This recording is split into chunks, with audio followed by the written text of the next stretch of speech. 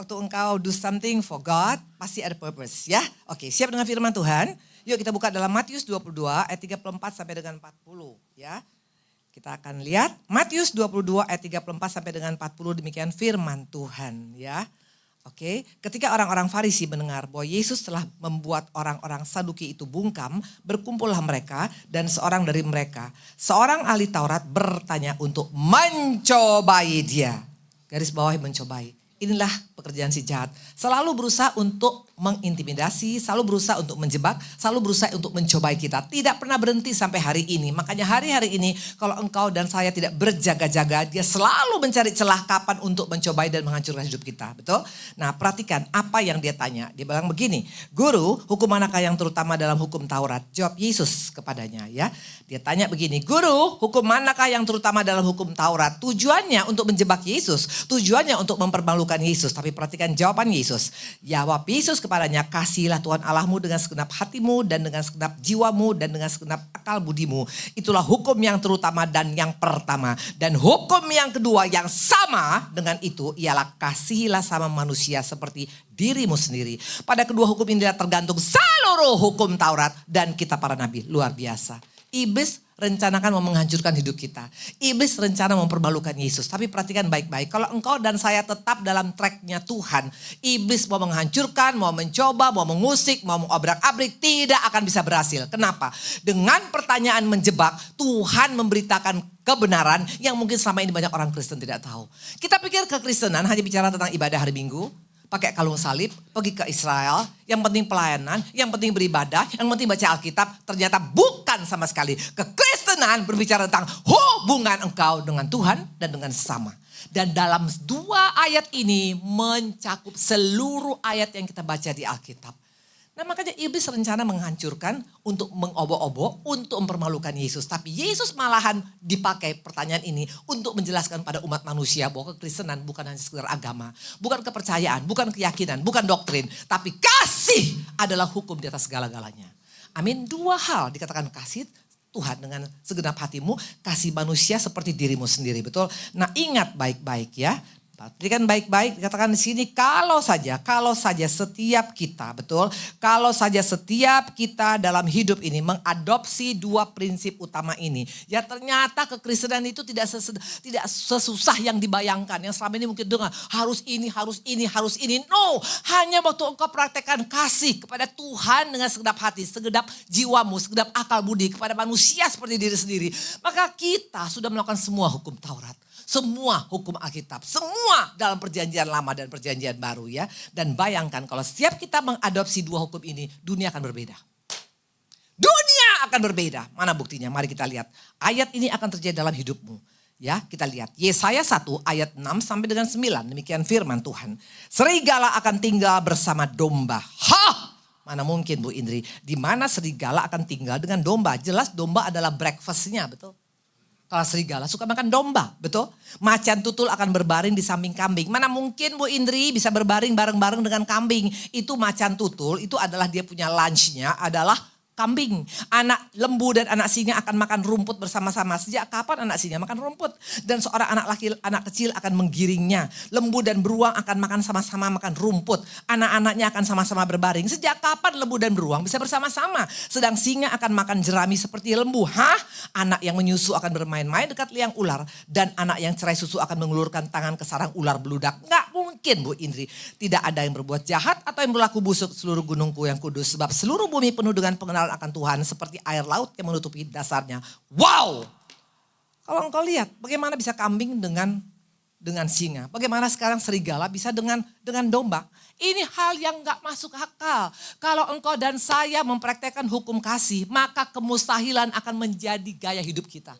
Yang tidak mungkin kau alami, pasti kau alami. Asal syaratnya bukan karena kita Kristen, bukan karena beribadah, bukan karena melayani. Tapi untuk engkau praktekkan kasih kepada Tuhan dengan segenap hati, dengan segenap jiwa, dengan segenap akal budi. Dan kasih kepada sama manusia seperti diri sendiri. Maka hal yang tidak mungkin itu bisa kita alamin.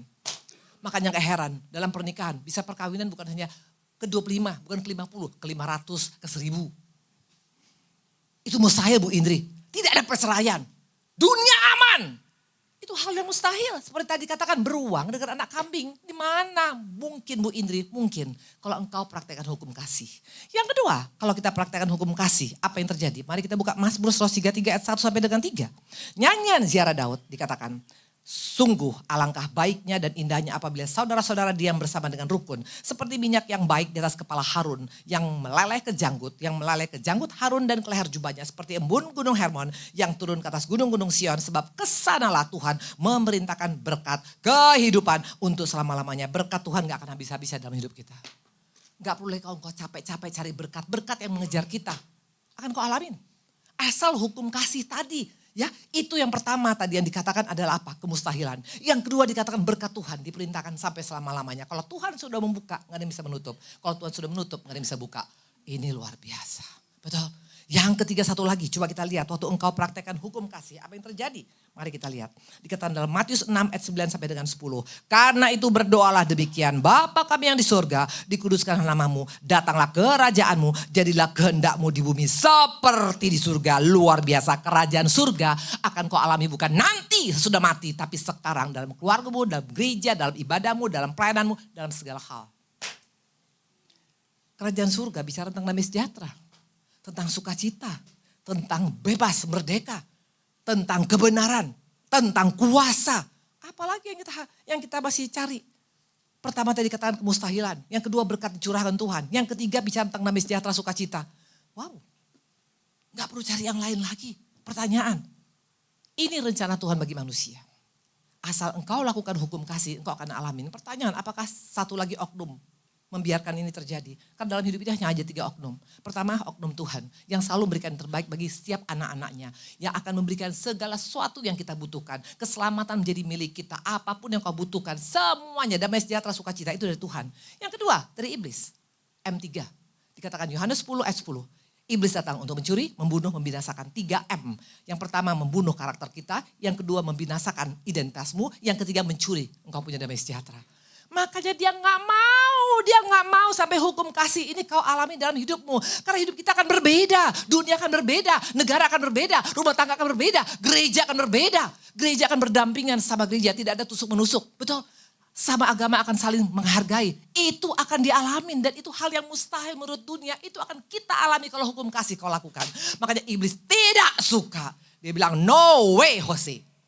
Makanya apa yang terjadi sejak dari mulai dunia diciptakan, iblis sudah mulai masuk karena dia tidak mau sampai terjadi hukum kasih ini. Mana buktinya? Mari kita lihat Kejadian 3 ayat 12 sampai dengan 13. Waktu itu si Adam makan buah terlarang. Dan lihat apa kata Tuhan. Kejadian 3 ayat 12 sampai dengan 13. Waktu Tuhan katakan, Adam, di manakah engkau? Apa kata Adam? Manusia itu menjawab, perempuan yang kau tempatkan di sisiku, dialah yang beri dari buah pohon itu kepadaku, maka aku makan. Kemudian berfirman Tuhan Allah pada perempuan, apakah yang telah kau perbuat? Jawab perempuan itu, ular itu yang memperdayakan aku, maka aku makan. Perhatikan baik-baik, bukan lagi ada damai sejahtera, bukan lagi sukacita, tapi yang ada pecah segala sesuatu. Rumah tangga bermasalah, negara bermasalah. Kenapa bilang? Karena mulai saling menuntut, betul? Dalam rumah tangga kalau engkau saling menuntut, nggak mungkin ada kerajaan surga dalam rumah tangga kita. Betul? Suami menuntut istri, istri menuntut suami, anak menuntut orang tua menuntut anak. Kalau ini masih saling menuntut, nggak mungkin ada kerajaan surga. Makanya iblis tahu bagaimana caranya dengan mulai saling menyalahkan. Adam menyalahkan istri, istri menyalahkan ular. Itu sedang terjadi di akhir zaman ini. Kenapa bisa terjadi? Karena hukum kasih nggak kita lakukan. Mungkin engkau tidak pakai palu, tapi engkau pakai ini. Betul? Engkau pakai pistol, engkau serang. Baru pulang suami udah capek kerja, diserang langsung. Jadi mana aja lo, mana duit belanja. Istri juga begitu, baru pulang arisan, baru teman-temannya dasar emang gak tahu malu, saling serang. Tadi saling tuntut, saling serang, atau mungkin gak saling itu. Tapi saling apa? Pakai ini. Mulai hitung-hitungan, sampai kapan gue seperti ini malu? Sampai kapan gue mesti ngalah? Sampai kapan gue mesti sabar? Kalau orang pakai kalkulator dalam keluarganya, dalam gereja, gak akan pernah terjadi kerajaan Allah dalam hidup kita. Betul? Tuhan aja gak pakai kalkulator, betul? Pernah gak Tuhan pakai kalkulator dengan dosa kita? Indri, kalau gue hitung-hitung kelakuan lo ya 40 tahun. Saya 40 tahun tinggalkan Yesus. 40 tahun, bukan waktu yang singkat, betul? Halo, 40 tahun tuh kalau anak kecil tuh udah keriting semuanya. Betul? Tapi Tuhan gak pernah tanya, waktu saya bertobat tanggal 20 Mei 1999, Tuhan gak bilang, kalau gue hitung-hitung kesalahan lo pernah cerai, lo pernah selingkuh, lo pernah itu, wah! panjang ceritanya. Kalau Tuhan aja gak hitung-hitungan, masa kita masih hitung-hitungan? Kalau engkau masih hitung-hitungan, gak akan ada damai sejahtera, gak akan ada sukacita, gak mungkin kerajaan Allah dalam hidup kita. Please deh. Atau mungkin kau tidak hitung-hitungan, tapi kau pakai ini. Engkau suka ngeles. Engkau suka ngeles. Orang suka ngeles itu gak mungkin ada kerajaan Allah dalam hidupnya. Orang suka ngeles gak mungkin ada kasih. Kasih itu mengakui kesalahan. Kasih itu minta maaf. Kasih itu mau memaafkan. Halo. Jadi gampang kita cek diri kita. Yakin udah adopsi hukum kasih yang 2 tadi. Jadi bukan masalah banyaknya ayat yang kau hafal. Mau ayat kau hafal sampai di luar otak, sampai dalam otak pun gak ada masalah. Mau engkau menyembah Tuhan sampai ingus 5 ember pun gak ada masalah. Karena kuncinya hukum kasih tadi, mengasihi Tuhan dengan segenap hati, mengasihi sama manusia seperti diri sendiri. That's it, very simple. Hanya kadang-kadang dunia yang menyusah-nyusahkan, betul? Ikut Tuhan kayaknya susah banget. Padahal hanya simple. Love Him with your whole heart. Cintai Dia dengan segenap hatimu. Kasih manusia seperti dirimu sendiri. Nah, pertanyaan, apakah iblis mau kita melakukan ini? Apakah iblis pakai drone waktu dia menghancurkan keluarga pertama? No. Iblis itu licik. Selalu ingat, iblis itu selalu tipu muslihat, betul? Dia licik, dia gak usah pakai drone, gak usah pakai M16 seperti yang dibeli M16 ya, yang dibeli sama Prabowo. Ya, atau dia gak perlu pakai nuklir, gak perlu pakai senjata biologi, gak perlu, dia cukup pakai ini kalau menghancurkan anak Tuhan. Ini apa? Ada 2 hal yang dia pakai tipu muslihat. Ini apa? Ini apa? Spinner ya, tahu spinner? Kalau waktu dulu kecil saya namanya gasing. Betul? Dia pakai gasing. Dia cukup plesetin. Satu lagi dia pakai apa? Dia pakai ini. Pakai seals. Kok gampang banget Bu Indri? Yes, dunia hancur hanya gara-gara 2 ini. Gasing pertama, yang kedua adalah seals. Maksudnya apa Bu Indri? Dia pakai plesetan tentang yang namanya cinta. Sama-sama cinta, tapi bukan cinta seperti yang Tuhan inginkan. Kalau cinta kepada Tuhan adalah cinta agape. Cinta Tuhan kepada kita adalah agape. Tapi cinta yang ditawarkan iblis sama-sama sama-sama cinta, tapi bukan cinta agape. Yang pertama namanya cinta eros. Cinta hawa nafsu. Makanya gak heran terjadi perselingkuhan. Maka gak heran terjadi perceraian. Halo? Waktu engkau cinta eros, memang kesannya cinta, tapi itu gak bertahan lama karena itu daging semua. Siapa yang menjadi orang korban yang pertamanya? Itu udah jelas siapa? Simson. Simson itu adalah nazir yang dari mulai buah kandungan sudah dinubuatkan akan dipakai untuk menjadi pahlawan daripada Israel untuk menghancurkan Filistin. Bayangkan rencana Tuhan besar bagi Simson. Kelahiran Simson sama seperti kelahiran Yesus, sama-sama dinubuatkan dalam perut. Tapi lihat akhir hidupnya, matinya, dicungkil matanya. Matinya dikatakan jadi penggiling, itu penggiling pekerjaan binatang di penjara. Kok bisa? Padahal Simson sekali mukul orang pakai keledai, pakai tulang keledai, 1000 orang mati loh. Kok bisa? Karena dia jatuh ke namanya cinta eros, cinta hawa nafsu. Asal melihat perempuan matanya keluar masuk. Tuh. Mana anak muda di tempat ini? Mana anak muda di tempat ini? Tapi saya lihat masih kayak 17 tahun semua di sini. Anak-anak muda, JK, bukan Yusuf Kala. Jaga kekudusan. Karena engkau tidak jaga kekudusan, tinggal tunggu waktunya, jebol akan dipermalukan iblis habis-habisan. Dulu saya gak menjaga kekudusan. Maka hidup saya hancur lebur. Dipermalukan habis-habisan. Maka tadi saya bilang, saya bayar harganya mahal. Hari-hari ini kalau engkau sudah tahu kebenaran, kalaupun sudah pernah salah, minta ampun sama Tuhan. Karena sama Tuhan very simple. Lakukan kesalahan, minta ampun, bertobat sungguh-sungguh. Tuhan sudah ampuni kita. Bahkan Tuhan katakan, aku gak ingat-ingat dosamu. Gak ada istilah kalkulator di mata Yesus. Dunia yang suka pakai kalkulator, betul? JK yang pertama. Maka di tempat ini yang suka selingkuh itu kelihatan mukanya. Karena saya bisa melihat orang suka selingkuh di sini. Karena sekarang yang selingkuh bukan hanya bapak-bapak, ibu-ibu pun banyak selingkuh, betul? Emangnya aku dukun, aku gak tahu lah, betul ya. Ya, hari-hari ini bagaimana dengan kita? Yang pertama cinta eros, yang kedua cinta apa? Bu Indri, cinta Filipia, yaitu cinta diri sendiri. Cinta diri sendiri, ciri khas orang cinta diri sendiri apa? Maunya hanya dia aja yang diperhatikan. Maunya hanya dia aja yang dihargai. Maunya hanya dia yang dianggap. Dan hanya maunya dia yang benar. Semua salah, hanya dia yang benar. Itu cinta diri sendiri. Siapa itu? Saul. Saul dia tersinggung waktu perempuan-perempuan berkata, wah beribu-ribu memang Saul hancurkan. Tapi Daud berlaksa-laksa. Maka sampai dia bunuh 80 orang Nabi Nob. Bayangkan 80 orang Nabi dia penggal kepalanya pakai parang. Hanya gara-gara mereka kasih makan seorang Daud musuhnya, saingan besarnya. Orang-orang yang egonya tinggi itu kelihatan. Semua gimana gua, kumaha aing. Betul? Semua gimana gua. Istri-istri yang egois makanya gak heran hidupmu hancur. Suami-suami yang egois makanya gak heran hidupmu hancur. Anak-anak yang egois. Kalau egois terpakai, iblis tepuk tangan. Karena aku cinta sama diriku sendiri. Karena itu apapun yang aku bikin, gimana gua. Dulu saya punya cinta diri sendiri. Makanya saya bikin suka-suka saya.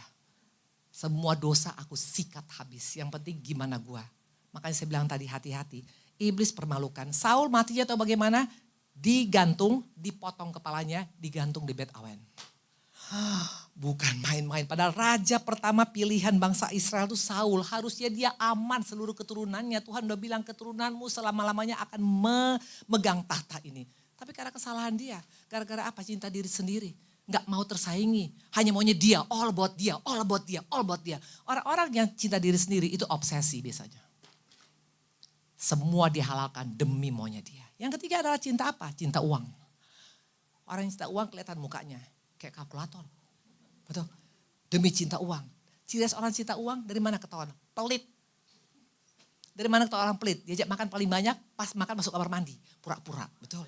Nanti pasti bilang, aduh biar saya bayar. Jangan. Betul. Halo. Orang cinta uang semua dihalalkan. Dulu saya pernah cinta uang. Saya dulu punya diskotik terbesar. Dan uangnya banyak. Ada perempuan, saya pura-pura gak tahu. Ada minuman keras, wajar disediakan. Ada narkoba, pura-pura gak lihat. Yang penting, cuan. Tapi apa yang terjadi? Dipermalukan habis-habisan seperti Yudas. Dibakar hotelnya, dan rumah tangga kami hancur total. Kami sama Pak Hari itu seperti kapal pecah. Tiap hari ribut dan selingkuh demi selingkuh terjadi. Hari-hari ini kalau engkau cinta uang, menghalalkan segala cara, belajar dari seorang Yudas. Yudas, dia jual Yesus hanya 30 shikal. Tahu tai babi berpati? Berapa di harganya? 8 shikal. Tahu kepala keledai dalam 2 raja-raja itu harganya 80 shikal. Bayangkan murah banget kita jual Yesus. Hanya gara-gara mamon. Please. Kalau engkau menghalalkan segala cara demi mamon, tinggal tunggu waktunya akan habis. Tidak akan mungkin kita bisa cinta Tuhan dan cinta mamon. Never. Dan yang terakhir adalah cinta apa? Cinta kekuasaan seperti Herodes. Demi jabatan. Pokoknya sikut kanan, sikut kiri. Bahkan anak-anak kecil di Rama dibunuh semua umur 2 tahun. Orang yang cinta kekuasaan, apapun dihalalkan. Saya masih ingat waktu tahun 2015 saya pegang perusahaan ayah. Maju luar biasa yang di Medan. Hotelnya, rumah sakitnya, semua saya pegang. Pas maju, saya ditendang. Kalau aku cinta posisi, saya akan balas. Tapi saya bilang, Tuhan kalau sudah habis waktu saya di sana, ya berarti sudah selesai. Makanya saya bisa diundang ke gereja New Identity di sini, betul? Tapi lihat kalau Tuhan yang mau bekerja. Sekarang abang saya baru meninggal 2 minggu yang lalu. Dan akhirnya saya lagi diangkat. Maka sekarang saya bukan hanya pendeta. Tapi juga sekarang jadi pengusaha karet. Saya sekarang ngurusin kebun sekarang di Medan. Tapi itu caranya Tuhan. Kalau memang Tuhan lagi izinkan engkau di sana, berikan yang terbaik. Kalau Tuhan suruh engkau tinggalkan dengan baik. Itu baru namanya orang yang cinta Tuhan. Amin. Yang kedua. Mungkin engkau bilang, saya gak ada mamon Bu Indri, saya gak ada cinta kuasa, saya gak ada cinta diri sendiri. Tapi iblis pakai ini pada kita. Yaitu apa? Tadi dikatakan 2 hukum yang terutama, betul? Kasih Tuhan dengan segenap hatimu, kasih manusia seperti dirimu sendiri. Iblis bilang apa? Udah yang penting kan diskon aja 50%. Betul? Yang penting kan kamu kan cinta Tuhan. Ibadah rajin, baca firman rajin, menyembah luar biasa. Orang menyembah jam 5 pagi, di jam 2 pagi udah menyembah, betul? Tapi gak bisa mengampunin suaminya. Tidak cinta manusia, tidak cinta sesama. Sorry to say, kalau engkau seperti ini. Engkau hanya seperti ini. Ini siapa? Ini si Frozen. Memang kesannya cantik, betul? Tapi engkau tidak akan mengalami kemustahilan. Frozen gak akan mengalami kemustahilan, kenapa? Karena dia gak punya heart. Orang yang gak bisa mengasihi sesama, itu gak punya hati. Amin. Makanya gak ngalami apa-apa. Tapi menyembah Bu Indri, gila ibadahnya, kasih perpuluhan paling besar. Tapi gak bisa mengampunin. Tawar hati, marah, panas, balas. Wah kagak bisa. Karena kata Tuhan 2 hukumnya, Tuhan dan sesama. Kalau kau masih belum bisa, gak bisa. Kata Tuhan barang siapa yang tidak bisa mengasihi, mengampuni saudara aja seperti pembunuh manusia. Tahu Sumanto zaman dulu? Sumanto itu makan orang. Dan tidak ada satu pembunuh pun yang mendapat kehidupan yang kekal. Itu kata firman Tuhan. Halo? Dulu saya pernah menyimpan sakit hati dengan suami saya, 7 years. Dengan keluarga besar saya belasan tahun. Makanya muka saya dulu hancur nanah semuanya. Dan punggung saya semua nanah. Dan terakhir saya koma dibawa ke Singapura. Rugi gak? Rugi, iblis tepuk tangan. Ngalamin kemustahilan naon kata iblis. Buktinya lo sakitnya kagak sembuh-sembuh, perut saya segede ini. Bukan karena hamil, tapi karena apa? Ususnya lengket semuanya. Dan muka saya ini nanah semua. Bukan hanya nanah muka, tapi leher saya, punggung saya, betis saya, semua nanah. Waktu saya mengampunin, waktu saya bilang Tuhan aku mau mengasihi engkau dan mengasihi sama. Dan saya mau mengampunin, sembuh tuh sekarang agak oke lah mukanya betul. Yang pertama, mengasihi Tuhan tapi gak mengasihi sama manusia. Mungkin kau bilang, Bu Indri saya baik loh, saya gak pernah jahat sama orang, saya pokoknya gak pernah mencuri, saya gak pernah jahat. Hanya ya, tapi ya saya pikir gak perlu Tuhan juga. Yang penting kan saya baik. Banyak orang bilang begitu betul, yang penting kan berbuat baik. Tapi gak perlu Yesus. Halo, kalau engkau hanya dengan cara seperti itu, engkau seperti ini. Ini apa robot betul? Betul dia bisa bunyi, tapi karena ada baterai. Kalau engkau berbuat baik dengan kekuatanmu sendiri, pasti saat capek. Makanya gak heran dalam rumah tangga, capek Bu Indri. Saya kurang apa ngalahnya, saya kurang apa sabarnya, karena pakai kekuatan sendiri. Tapi kalau engkau pakai kasih karunia, engkau tidak akan pernah berkata capek. Itu bedanya. Makanya hari-hari ini iblis bilang, gak apa-apa lu ke gereja, tapi diskon aja. Yang tadi hukum kasihnya 2, 1 aja ambil. Yang 1 gak usah dilakukan. Gak akan terjadi kemustahilan. Hari-hari ini iblis itu sekarang pakai ini. Iblis bukan pakai serangan, dia pakai ini. Kesannya rantainya kuning betul, tetap rantai serantai. Kalau engkau masih terikat dengan rantai ini, makanya gak heran hidupmu tidak pernah mengalami kemustahilan. Atau mungkin tidak pakai rantai. Iblis sekarang dia lebih luar biasa lagi. Dia pakai apa? Dia pakai pita. Pita merah, pita kuning, pita hijau betul. Tapi tetap selama engkau masih diikat. Gak akan bisa engkau mengalami kemustahilan. Hari ini ambil keputusan.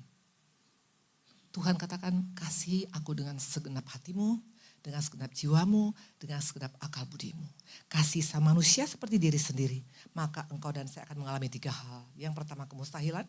Yang kedua dikatakan berkat Tuhan dicurahkan sampai selama-lamanya. Yang ketiga dikatakan tadi adalah apa? Kerajaan Allah akan kau alami dalam dunia ini. Tuhan memberkati. Semua diberkati? Oke, yuk kita berdiri. Terima kasih Tuhan Yesus yang baik. Kesediaan 3 jam, firmannya 30 menit ya. Luar biasa. Oke. Semua diberkati? Mau ambil keputusan? Ya, ambil keputusan. Karena sayang, kalau hanya cuma engkau hanya beribadah tapi engkau masih tetap terikat, gak akan jadi apa-apa. Ingat si bungkuk, 18 tahun dia di gereja. 18 tahun loh, mungkin dia jemaat, mungkin dia gembala, mungkin dia pendeta, mungkin dia pembicara, mungkin dia WL singer. Tapi dia 18 tahun terikat roh jahat. Orang seperti ini gak akan mungkin mengalami kerajaan Allah dalam hidupnya. Orang seperti ini gak mungkin mengalami kemustahilan dalam hidupnya. Kapan dia mengalami kemustahilan? Waktu Yesus menjamah dia. Yang bisa mengubahkan hidup kita bukan Ibu Indri, tapi Yesus sendiri. Minta dia. Itu saya lakukan tanggal 20 Mei 1999. Waktu itu saya ambil keputusan untuk ikut Tuhan. Pendetanya sederhana, hanya pakai angkot datang. Dan dia hanya bilang, Ibu Indri waktu saya mau melahirkan, kata dokter anak saya lahir cacat. Karena saya sudah betul-betul dalam keadaan terpuruk, saya ada punya kista, ada punya miom, ada punya varises dalam perut saya. Dan saya udah gak bisa jalan. Dan waktu dokter bilang, ini anak kalau lahir kemungkinan cacat karena suami saya Pak Ari waktu masuk dalam penjara. Jadi bayangkan kehidupan yang sangat tidak menyenangkan. Dan uang untuk operasi pun gak punya uang. Saya pengen mati bunuh diri. Dan saya sudah pengen bunuh diri aslinya. Seorang hamba Tuhan datang, dia hanya bilang, Ibu Indri kau berharga, kau mulia di mata Tuhan. Saya bilang, masa sih kalau aku betul berharga, kenapa hidupku seperti ini? Tuhan mengasihi ibu. Dan akhirnya dengan sangat berat hati saya bilang, oke, aku percaya aku berharga. Hanya kalau boleh tolong anakku lahir normal. Bayangkan doa yang ragu-ragu aja Tuhan masih dengar asal kita punya niat mau kembali pada Tuhan. Dan waktu saya melahirkan anak saya yang kata dokter cacat. Anak itu sekarang umur 25 tahun. Tinggi 175, putih, cantik. Sekarang lagi di London sekolah yang mau ngelamar isi formulir. Sama Tuhan kemustahilan itu terlalu kecil. Tergantung engkau sekarang. Mau mengampuni? Mau mengasihi Tuhan dengan segenap hati? Ambil keputusan hari ini. Pilih satu lagu. Satu lagu pilih.